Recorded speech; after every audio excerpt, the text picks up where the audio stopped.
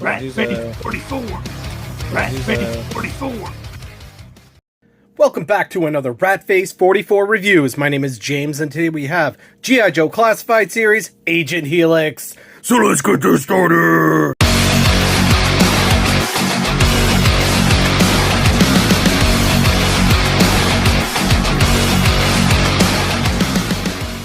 So before we get this started, big shout out to DJC Collectibles. Link will be in the description below.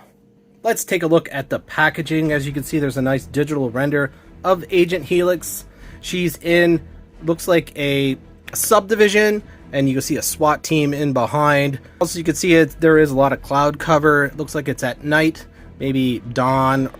On the side of the packaging, there is a nice piece of artwork of Agent Helix. All the accessories, G.I. Joe logo, Hasbro logo, G.I. Joe Agent Helix. And on this side of the packaging, same type of artwork in a larger format. Very nice. I really like this style of artwork. Number 104 in the line. And on the back of the packaging, you see a digital render of Agent Helix here. She is 5.9 inches tall. You have all the accessories, zoom-in shots of some aspects of this action figure.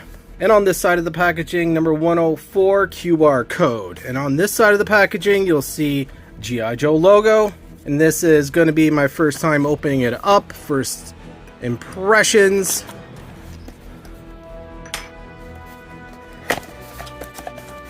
So, to my understanding, Agent Helix was created by a video game company and then moved over to an action figure within Rise of Cobra, I believe. Quick shot of Agent Helix in the cardboard imprisonment. And here is her footlocker weapons crate, Agent Helix number 104. Very light. Very light packaging. It's a small character. And here are all the swords. Let's go ahead and dump them out. So let's go ahead and take a look at the accessories. First off, we have these automatic pistols. I believe these are the first time we see them in the line. Very cool, has an extended clip. Port for blast effects, done in this gray plastic. So next we have this unique looking kind of knife slash machete. Has a nice black handle and a unique type of blade. Very cool looking, done in a gray plastic. Next we have this backpack to hold, I guess, the swords. There are two kind of sheaths and a port to put in the back. And next we have these very unique looking weapon type swords. They look like they clip onto her forearms, and it's done in this kind of gunmetal silver paint, and they're kind of serrated, and you can see there's these C-clips on the end. Very nice ornate type of sculpting on these handles, and also they are articulated. They're on a hinge that can go up and down just like that. Very unique and very cool. And lastly, we have her swords, her katana blades. Very Kill Bill color. Matches her outfit. Yellow and black. Nice black blade and a yellow handle and handle details. And another thing I've noticed here, that the handles are two different sizes. One is longer than the other, but I'm pretty sure that the blades are a little bit different. I don't know if you can actually see that. So the blade looks to be, this one looks to be a lot straighter than this one, which is really nice touch, and I like the differences between the two swords. So that's it for all the accessories. Let's go ahead and take a look at the action figure.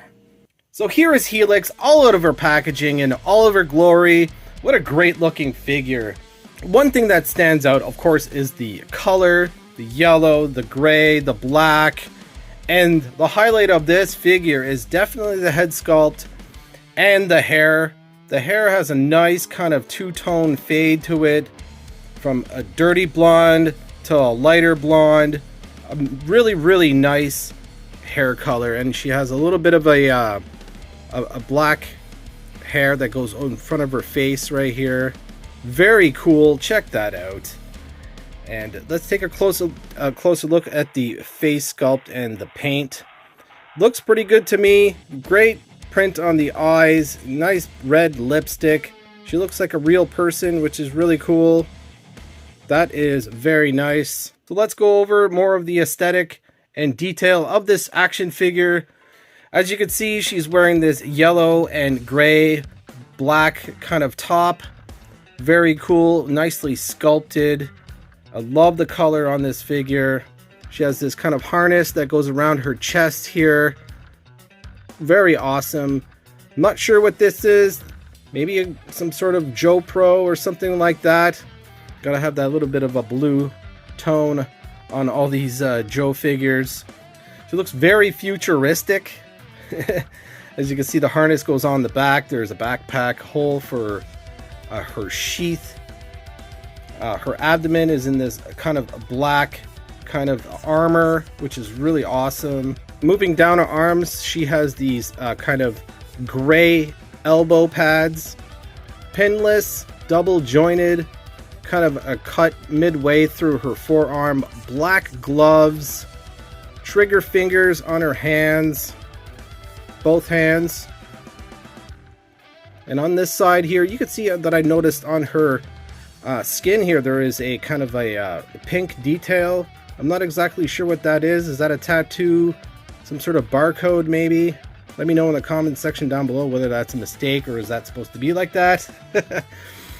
So as we continue down the yellow, down here, down by her sides, very cool.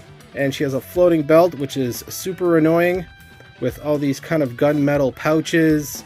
You got storage here. Looks like there's some sort of canisters here with some gunmetal paint application on the belt, as you can see. Moving down is just this plain gray pants with some nice pants texture molded in. You got some holsters here to put her guns in. And moving down, pinned double jointed knees, black knee pads. As you can see, there's some shin guards here with some cool detail on the back. Looks like maybe, I'm not exactly sure what that is. It looks like a nice little detail. What I was thinking, they look like little jets, so she could fly up. That's possible. She looks very futuristic. Like, I've noticed that this type of gray has kind of a reddish tone to it. I don't know if it's just me. Top of her feet has these kind of covers that go over the top. Very cool. And I believe these are Lady J's legs. And the rest is all brand new sculpt. Most definitely it is. So let's go ahead and gear her up. So here is the backpack type of sheath holder that fits right just in the back. And I believe this is reuse. I'm not 100% sure. It might come with the blue female ninja, which I do not own, unfortunately. So the swords go in the back, I am assuming, just like that. Not sure which one goes into which one. I guess it's just choose your own adventure. So they fit in very, very, very well. And what I was really curious about is these unique type of blades that she clips onto her forearms. They are made of a little bit of a softer plastic, so they will bend. Looking on the packaging here, as you can see, she has it kind of on the outside of her forearm. So we'll do that. So just flip them around just like that. And how she uses them is a mystery to me because I've never played the video game. And I believe she's in the comic book also. Unfortunately, I've never read that comic book that she's in. So they just fit on her forearms very easily, and you could just articulate the swords just like that, or the blades, or whatever you want to call it. They look pretty freaking deadly, that's for sure. So it's kind of double hinged, I can see both on the C-clip and on the hinge here of these blades. Looks very cool, very deadly. And we have her signature weapons, which is these automatic pistols, which I looked up a little bit of history about her because I'm not really too aware of her in the G.I. Joe line, unfortunately. She's a brand new character, or a newer character than the Real American Hero that I'm familiar with back in the 80s. But I always appreciate new characters in the G.I. Joe line. So this is a little bit tricky to get into these holsters. I guess they got kind of maybe squished or whatnot, but a little bit of heat will probably fix that up. And lastly, we have our big freaking knife here. Where to put it? I'm assuming it's on her belt on the back here. It's either you probably put it on the top or on the bottom, but I think the safest way would be putting it this way. That way it doesn't cut into her back. So she could hold all her weapons, which is really awesome. Really appreciate that. Yep, that's all her weapons. Awesome, man. This figure is very impressive. So here's Agent Helix holding her sword. She looks freaking wicked. They fit very well in her hands. There's up and down hinges on her wrists, so she can hold her swords. I'm not sure if this is in and out, but I think they're both up and down, which is perfect for someone who's holding the swords. Very cool. Freaking check that out. That is awesome.